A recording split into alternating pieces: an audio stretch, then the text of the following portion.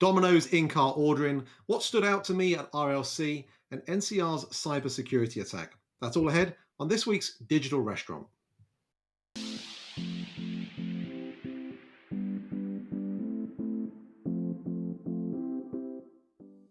The Digital Restaurant works like this. We're going to ask each other 5 questions about headlines that affect the world of restaurants, off-premise, and technology that in some way lead back to our book, Delivering the Digital Restaurant.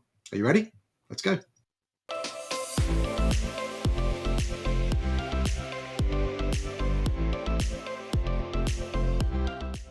Hey Meredith, how are you doing today? I am so good. How are you, Carl? Very good, thank you. It's been another busy week, so let's get straight into it. It's your week to go first. Domino's, who we talk about very often, been some more innovative stuff. This time in-car ordering. Tell us more.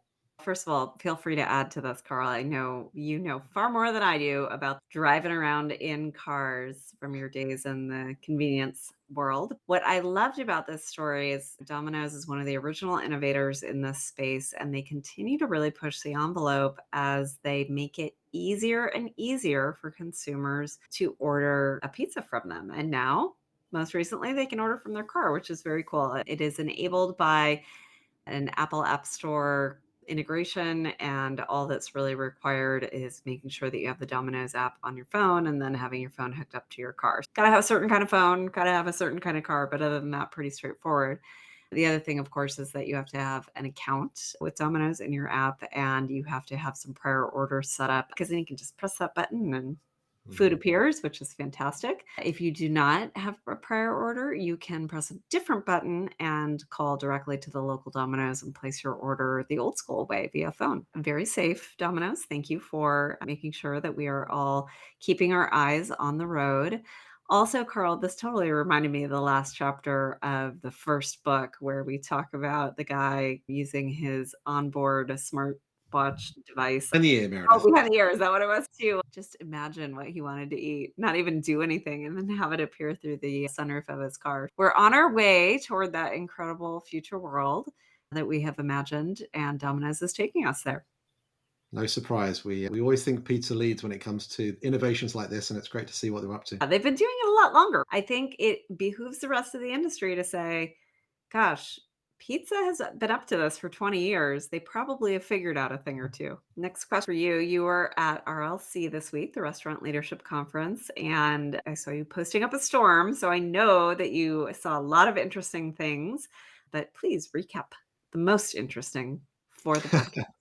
There were a lot of things going on. It was a great conference, a great amount of people there. It's certainly feels like the energy is back from the last few years. And I think one of the things, particularly about RLC, that folks like is the chance to have space in between the sessions. We're obviously heading off to food on demand pretty soon. And I actually love food on demand because of the insights that you get from the sessions.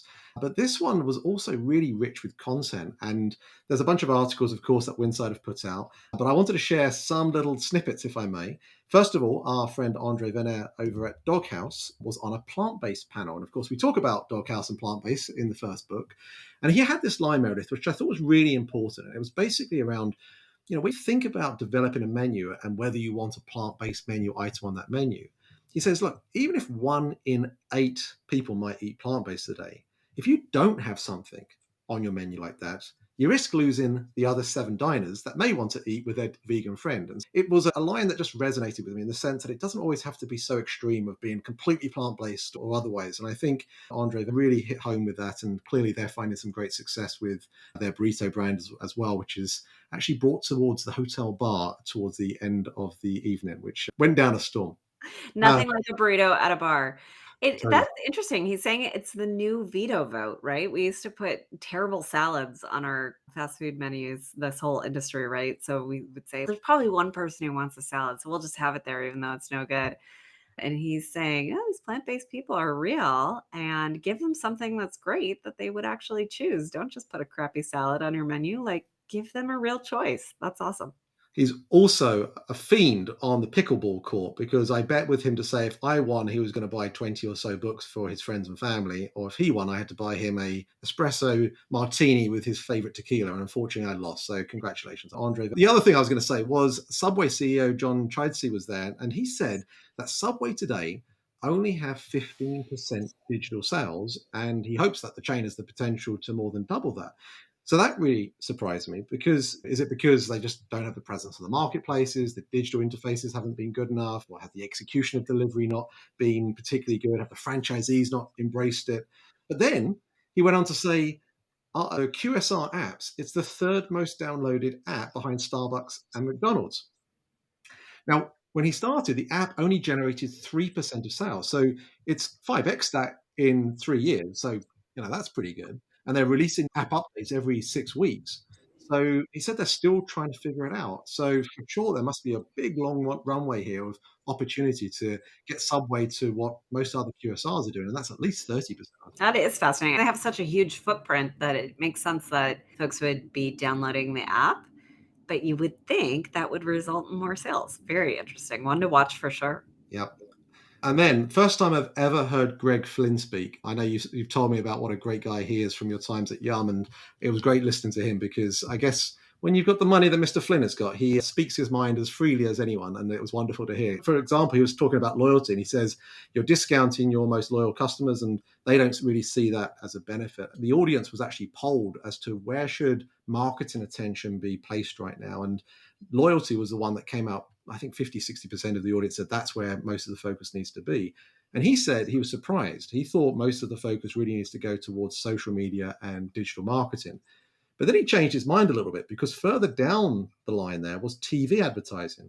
And he said, especially around live sports, it works better than all this other stuff. But I guess, how measurable is TV versus digital? I guess, again, you'll have had some experience of that with your Yum days. And I think the challenge that a lot of the smaller operators in the room were thinking was like, I can't afford TV adverts. And is this really something that I can compete with? And of course, with digital, it does arm every operator, no matter what the size, of being able to actually have measurable marketing. Sticking with Greg Flynn, Meredith, he also said in 10 years, AI will have replaced human order takers in QSRs. And in 5 years, 70% of that will have happened. So no humans involved in pizza, period. And it's going to save our P&Ls. So that one really stood out as one of the big lines.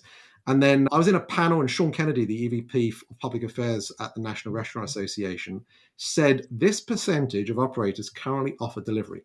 What percentage would you guess that to be, Meredith? How many operators across the NRA group of restaurants out there would you say actually offer delivery today? In some form or fashion, not In some necessarily form or first fashion. party. Yeah, I'm going to go 75%. I would have guessed that, something around that. 47%. What? This is here. After It's not all going this away. money that DoorDash and Uber have spent on customer acquisition, what is happening? Just Wow. goes to show, doesn't it, that there is still Yeah. some way to go of being able to get restaurants embracing delivery. All right, the last thing I mentioned, because I know I'm going on here, PF Chang CEO Damola Adamalokan said this, and I'll play the video. You end up collecting a lot of data, and then the question is it how's it stored? How easily accessible is it throughout the organization, and how's it helping you make decisions? Right? Because it doesn't do it any good to have some program that has a ton of data that is isolated to that program and not being used anywhere else. Right? So I think that is so on point, right? Data, yes, we're getting lots of customer data today. How do we store it? How do we use it? How do we use it more effectively? I think Damola's finding it obviously at PF Chang's, but every restaurant is in that space. We cover this in the new book about when to collect data, when do CDPs make most sense, when do you start to actually use data to use the right mechanisms to measure performance. And I think it's an area where many restaurants today still have a lot of opportunity to grow in. All right, we're going to move on. Question 3, Meredith, back to you. Britta Rosenheim, we're big fans of Britta. We've got the latest tech ecosystem map is out, and let's get your thoughts on this. First of all, Britta, thank you so much for keeping track of all of us. This is a lot of companies and a lot to keep up on. And there's so many like fun logos and great company names. How do you know what all 250 of them do? It's just incredible. So thank you for dividing us up into our little fiefdoms and helping the rest of the world I'll understand bring it up what. here for you, Meredith. Have a Yeah, look. that There would you be go. great. We often say, Carl, and it's one of the stories in the book, that for many restaurant people, you walk into one of these conventions and you're just overwhelmed by the number of vendors promising to do all wonderful things. And it's really difficult to tell them all apart. And having them categorized this way, I think, is a great place to start. So, first of all, thank you, Britta, for doing that. Second, I think what you've brought up here is 2021 versus 23. Honestly, it's such an eye chart. Anyone watching this on video probably can't see what the difference is. But according to Brita, there have been 50 new companies added in those since last year, which is amazing, and 25 gone away, either shut down or acquired by someone else. So continues to be a ton of innovation happening in the restaurant industry. And also, according to Britta, a lot of that innovation is happening in back of house. So, in places around HR, scheduling, operations, things that hopefully drive more attention and success at the bottom line. Whereas I think in the last few years, particularly with COVID, it was about accessing consumers and therefore much about driving the top line. She also said in the article that came out with this, which was published in The Spoon, that there has been an increase in the interest in integrated systems from the operator's perspective rather than so many point solutions. Obviously, with the number of logos that you see on this page, there are a lot of point solutions out there. She also said in the article that we are, I think everyone knows, in a more difficult fundraising environment. She pointed to those who really were demonstrating driving value would be the ones that we see get funded. And in related news, we had a funding this week. Very exciting. Odeco, which does supply chain for independent coffee houses, raised a tremendous amount of money with a lot of just blue ribbon venture capital funds investing in them. And that is exactly their story, right? They're saying we can save an independent coffee shop a ton of money and a ton of time. And those are incredibly valuable in this day and age. So I think she's right. I think we're going to see a lot more back of house investment. And I think we're going to see those companies be strongly funded over the course of the next 12 to 18 months. Totally right. Look at you sneaking in an extra article into our podcast this week. I saw what you did there. I'm so happy when I see funding news. I just want to make sure Especially everyone knows in this- good things are still happening. There's a lot of innovation that remains to occur. Yeah, absolutely. Hey, look, the thing that stood out to me was looking at the size of the segments, and the labor crisis, of course, hasn't gone away. And the size of the HR staffing and training and development segment here, relative to what we saw in 21, has clearly got bigger. And so, as ever, right, industry reacts to what's going on, and it'll be interesting to see if it gets even larger by the time we get round to 2025. All right. There was some very interesting research that came out this week, Carl, about what restaurants are doing, especially some top brands, as it relates to their pricing on third parties versus what they're doing in store or at least on their first party menus.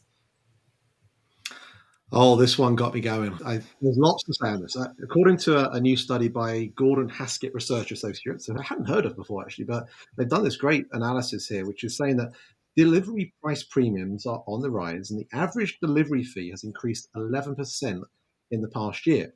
And it analyzed 25 different brands. It looked at 3 to 5 items on their menus and compared them in relation to the in-restaurant price to the third-party prices. And 23 of the 25 restaurants had a menu price premium in place. This is something DoorDash calls price inflation. Now, back in 2020, the average price inflation mark was 10%. Now the average is 19%. In fact, at quick service brands, of which I would say are more kind of value orientated or certainly lower value from a dollar transaction perspective, the premium was 26%. And the fast casual segment was 22%. So it's surprising to me, right? Because, and we'll include a link to the article here, because you'll see names like Chick-fil-A, McDonald's, Taco Bell, Chili's on this. And I'm pretty sure, Meredith, I'm pretty confident that these types of restaurants are not the types that are paying the fees when you hear 20% thrown around by the marketplaces. And so for that reason, I'm not sure this is just about them passing through the marketplace fee to the customer. These types of brands just aren't paying those types of fees. So I think there's something else at play here. And it's probably what I call blunt instrument pricing. If the likes of Chipotle and Chick-fil-A, who are measured at 30% higher on third parties, they've got to be using price as a reason to condition the customer to go direct to their own first party channel. They're almost saying, if you want to pay it, go right ahead. But as we heard from Q4 Chipotle earnings report, maybe those price increases have had a bit of a negative effect on Chipotle sales overall. We talked about this in the second book, if you remember, and maybe those third-party prices, which many customers will go to when they're hungry, see those prices, those higher prices, and they form a connotation of what the restaurant price is across all the channels, thereby harming brand perception. 20 McDonald's nuggets, if you were to go in on their first-party platform, would cost $22.87 on average. But if it was delivered, would cost $28.97. It's quite a large difference. And I think the customer on these third-party platforms is certainly more agnostic. We're seeing that at Juicer, but they're also looking at the final price because of all the component parts that get added on, like delivery fees, tips, and the like. But one price at all times. At Juice, this is why we think this isn't the smartest way of doing it, because maybe there's a right time of day to be at 20, 25, 30% higher, but not all times of the day. That just doesn't seem right. That seems like it's harming the long-term value and perception of your brand. And I think this is, again, coming back to data and data science and how technology can inform the right price at the right time and helping customers understand that. I think that's going to be more welcome and understood by customers, because otherwise you're potentially risking losing that customer's choice of where to eat through the medium of where they're ordering. And we know that many customers love third-party marketplaces as a place to order from. And I don't know, it feels to me like there is a big warning here that if we don't get better at pricing, we risk losing a lot of customers, certainly on third-party channels. Okay, last question. NCR have had a bit of a rough week, and those on NCR, cybersecurity, this seems to be the term that came up, and it came up, unfortunately, at RLC when this poor guy had to come and speak in front of the entire audience about what was going on, where with some operators actually suffering with, I think, 8 days of outage. NCR, for those who don't know them, are the original POS. NCR stands for National Cash Register. That's how long they've been around, many years. They are the largest, dare we say, the most austere. They're big and established, and wow, to have them have an attack is extremely surprising and makes you wonder, is everyone else doing what they need to do to take care of security? If the biggest can be attacked, then anyone can be attacked. And I think that's something that is important for everyone in the restaurant tech industry to be mindful of. The other thing that really struck me in this article is the number of restaurant locations on NCR's Aloha product. They said it was 100,000. Wow. I think that was as of maybe 2 years ago, but still, it's an incredible number. 1 in 6 restaurants in America are on this established platform. I'm sure they continue to keep innovating, but what we tend to hear about is all the new companies and how quickly they're growing. So very surprising to me to read that 100,000 are still on NCR's Aloha. And then the third thing that this article really called to mind for me is just how many points of potential failure there are out there, right? So there's 600,000 restaurants in America. If each one of them has 30 employees, if each restaurant is running 15 pieces of software to run its business in some form or fashion, you're talking about 270 million points of failure every year, right? Because we've got a huge turnover rate. So you just keep having 270 million new points of failure. That's an incredible number and really makes us pause and think about, how do we make all this restaurant technology work better? Going back to Britta's point about all the point solutions versus something more integrated, there are just a lot of opportunities for things to go wrong. For those of you who have not been mindful of your onboarding and offboarding practices, now it's probably time to start with all those pieces of SaaS that you have out there and make sure that we take this as seriously as we take things like our credit card compliance. Yeah, this I think is the first time we've talked about cybersecurity in 2 years of doing this podcast, and I think it's going to be a theme that many restaurant executives are going to have to take even more seriously going forwards, because this is maybe one of the first ones that we've heard about recently, but it probably won't be the last. Okay, look, on that somber note, that's the end of this week's Digital Restaurant Podcast. Would love to get your thoughts. If you were at RLC, what did you love about the conference? What did you take away? What are you going to be doing for your restaurant when it comes to cybersecurity? And then similarly, if you've got any thoughts about what you'd like us to cover on a future edition. But until next time, thank you for listening. The Digital Restaurant Podcast is available for you to follow and subscribe wherever you listen to your podcasts. Watch us, rate us, and subscribe to The Digital Restaurant on YouTube, and follow along on all our social media digital restaurant channels. Thanks for listening.